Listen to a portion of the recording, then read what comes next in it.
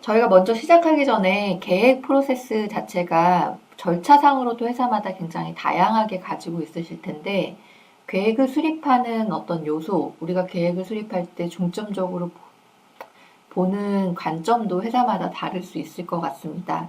그래서 오라클 PBCS 같은 경우는 기업별 요구사항을 반영해서 경영계획의 모델을 생성을 할 수도 있고요. 프로세스도 고객의 요구사항에 맞게 가져갈 수가 있습니다. 저희가 보통 계획을 수립한다라고 할 때 반드시 필요한 어떤 관점 혹은 요소라는 게 회사마다 일반적으로는 정해져 있으실 것 같은데요. 그 첫 번째는 이제 시간축이 되겠죠. 회사별로 기간이라던가 월별 계획을 수립하실 것 같고요. 그 다음에 공통적으로 사용하실 수 있는 것들이 계정 과목, 매출이라던가 매출 원가 혹은 구매 비용 같은 것들을 공통적으로 사용을 하실 것 같고, 또 조직도 회사마다 조직 단위로 계획을 수립을 하실 것 같습니다.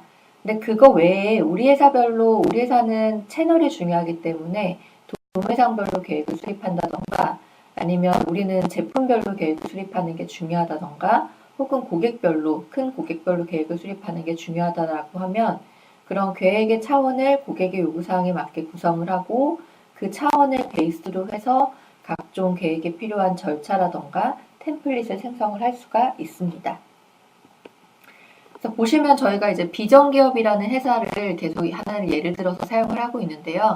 아까 말씀드린 것처럼 비정기업이라는 거는 컴퓨터와 그 부속품을 생산, 판매하고 각종 이제 서비스도 지원하는 회사입니다. 그래서 비정기업에는 그러면 계획을 수립할 때 어떤 요소, 차원이 필요한지를 저희가 좀 생각을 해보면요.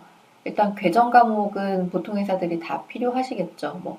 결국은 계획을 수립했을 때 나오는 결과라는 게 추정, 재무제표가 되기 때문에 계정 과목은 필수적으로 필요하실 것 같고요. 또 조직 구성 같은 경우도 각 회사별로 각각의 사업부 혹은 팀별로 계획을 수립하시기 때문에 조직 구성도 필요할 것 같습니다. 그리고 기간에 대해서는 연도라던가, 그리고 계획을 수립하는 최소의 기간이 회사마다 이제 다르실 수 있겠죠. 연도가 되실 수도 있고, 분기가 되실 수도 있고, 월이 되실 수도 있고, 주 단위나 혹은 이제 월 단위까지 예측이나 계획을 수립하시는 고객들도 있는데요. 저희 PBCS 같은 경우는 이제 데일리, 일별로도 가능합니다. 그리고 여기서 시나리오하고 이제 버전이라는 것도 계획을 수립할 때 저희가 반드시 들어가야 되는 것들인데요. 시나리오라는 거는 이 데이터가 어떤 걸 의미한다라고 생각을 하시면 될 것 같습니다. 저희가 기본적으로 지금 계획을 수립하기 때문에 시나리오가 계획이라고 한다면, 계획이라는 시나리오에 들어가는 것들은 저희가 지금 하는 모든 계획 프로세스와 관련된 데이터들이겠죠. 근데 계획을 수립하는데 이전에 말씀드렸다시피 실적 데이터가 ERP라던가 아니면은 트랜잭션 시스템에서 들어온다라고 하면 계획 시나리오 말고 실적 시나리오도 필요하게 됩니다. 그리고 우리 회사는 계획 말고, 계획이라는 건 사실 목표치를 가지고 있는 것들이고, 목표치를 좀 제외하고 우리 회사 비즈니스가 정말 어떻게 흘러갈지 보고 싶다, 예측한다라고 하면 예측에 대한 시나리오도 가져갈 수 있을 것 같습니다. 그래서 일반적으로는 실적이라던가 계획 시나리오를 가져가지만 회사 요구사항에 맞게 다양한 시나리오를 가져갈 수 있고요. 버전이라는 거는 저희가 이제 쉽게 생각하면 엑셀의 버전을 생각하실 수 있을 것 같습니다. 그래서 엑셀 버전 관리 굉장히 많이 하실 텐데, 계획을 수립하실 때도 지금 이게 파이널 버전이 아니라 워킹 버전이다, 초안이다, 혹은 초안이 다 완성되고 나면 그걸 파이널로 카피를 하실 수도 있고요.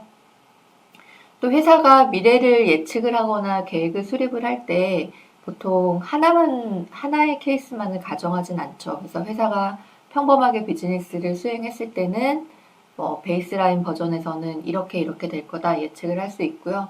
우리 회사가 경기가 안 좋아서 나빠진다면 어떻게 될까?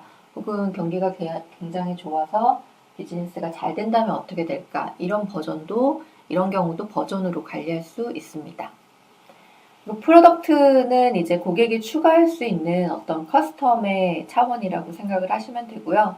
비전 같은 경우는 제품을 판매하고 생산하는 회사이기 때문에 제품이라던가 혹은 거기에 딸린 서비스를 프로덕트로 이제 구성을 해서 우리가 계획을 수립할 때도 반영을 하겠다라고 해서 지금 이 정도로 사용을 하고 있는 거고요. 회사별로는 제가 물어봤더니 도매상 차원으로 계획을 하시는 데도 있고 총판이라던가 혹은 선편 단위로까지도 하겠다라고 하시는 데도 많이 있었던 것 같습니다. 그리고 이런 차원이라는 거는 저희가 뒤에서 조금 보시면 조직이라는 차원도 보시면 사실 조직이라던가 모든 우리가 생각하는 데이터라는 게 사실은 계층 구조를 다 가지고 있죠. 그래서 저희 PBCS 같은 경우도 실제로 존재하는 어떤 물리적인 계층 구조나 혹은 논리적인 계층 구조를 이렇게 만들어내실 수가 있고요. 그래서 보시면은 비전기업의 조직은 굉장히 이제 좀 간략하게 구성이 되어 있는 상태고 제가 실제로 시스템에 셋업되어 있는 것 중에서도 일부만 가져왔는데요. 법인으로도 구성이 되어 있고요. 아까 해외 비즈니스도 하기 때문에 미국 법인, 캐나다 법인 이렇게 구성되어 있고 또 영업팀 403번이라는 영업팀 하위로 보면 해외 영업팀, 동부 영업팀, 북동부 영업팀 이런 각각의 영업팀들이 구성이 되어 있습니다. 그리고 생산팀이라던가 지원부서도 다 조직 엔터티라는 차원의 계층 구조로 계층 구조로 설정을 하였습니다.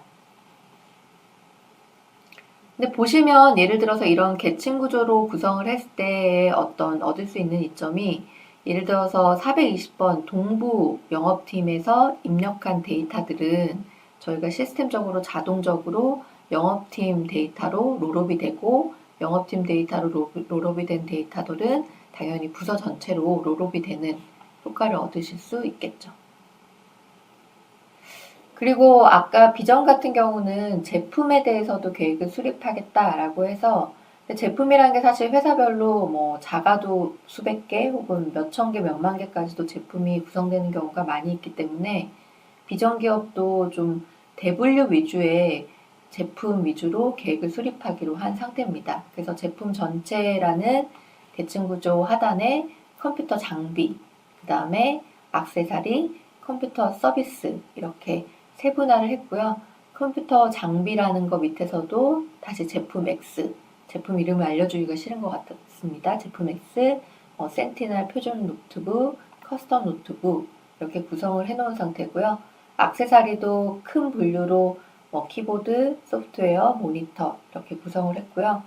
서비스를 제공하는 회사이기 때문에 서비스도 이제 크게 분류를 해놨습니다. 교육훈련에 대한 서비스인지 유지보수인지 아니면 컨설팅인지 분류를 했고요.